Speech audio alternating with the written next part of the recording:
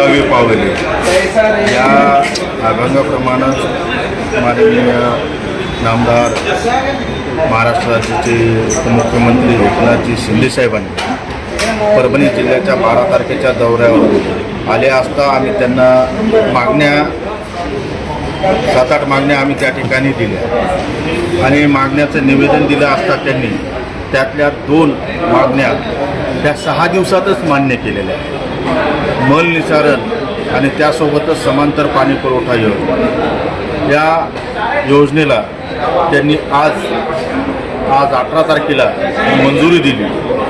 मी सर्व परभणीकरांच्या वतीनं त्यांचे मी आभार व्यक्त करतो आणि पुन्हा येणाऱ्या या ठिकाणी परभणीकरांच्या ज्या समस्या आहेत रस्त्याच्या असतील त्यासोबतच ज्या नाट्यगृहाच्या असेल त्यासोबतच ॲम्फी थिएटरच्या असतात त्यासोबतच नवीन एक गार्डन डेव्हलपमेंट असेल ह्या सर्व योजना येणाऱ्या काळामध्ये आमचं नाट्यगृह असेल जुनं नाट्यगृह नटराज रंगमंदिर त्यालासुद्धा निधी देऊन उपकृत करावे हीच आमची माननीय नामदार शिंदेसाहेबांकडे या ठिकाणी आमच्या मागणी राहील आणि निश्चित ते पुढच्या काळामध्ये सुद्धा या मागण्या या मान्य करतात. महापालिका हे जे प्रकरण आहे हे प्रकरण आत्ताच नाही, हे 22-23 वर्षामध्ये फक्त आणि फक्त परभणी एवढंच शहर महानगरपालिका ही अंडरग्राऊंड ड्रेनेज सिस्टमची आणि पाणी पुरवठ्याचीही राहिलेली. मला सांगायचं विरोधकांना ज्यावेळेस तुमच्या हातात होतं तर तुम्ही का केले नाही.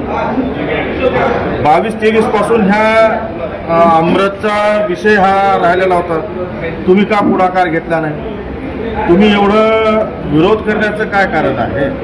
आज परभणीमध्ये जर काही हे भेटत असेल तर मला वाटतं की तुम्ही सुद्धा या ठिकाणी माननीय एकनाथजी शिंदे साहेबांचे आभार व्यक्त केलं पाहिजे की या ठिकाणी आज सर्व परभणीकरांच्या प्रयत्नांना आज यश आलेलं आहे.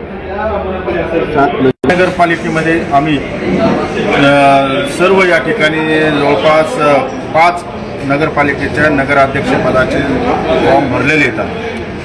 आता या ठिकाणी आम्ही तुम्हाला सातत्यानं या ठिकाणी सांगत आलेलो आहे की महायुतीच्या अनुषंगानं आम्ही लोकसभा आणि विधानसभा जशा लढल्या त्याच पद्धतीचं आमचं म्हणणं आहे की ह्यासुद्धा निवडणुका या महायुतीच्या माध्यमातूनच लढवल्या गेल्या पाहिजे. जर त्यामध्ये जर काय कुठं तडजोड करण्यात येत असेल तर आम्ही या ठिकाणी तयार आहोत आणि जे कोणी पक्ष या ठिकाणी स्वबळाची भाषा बोलत असेल तर त्याच्यासोबतसुद्धा आम्ही निवडणूक लढवण्यास तयार आहोत. मुख्यमंत्री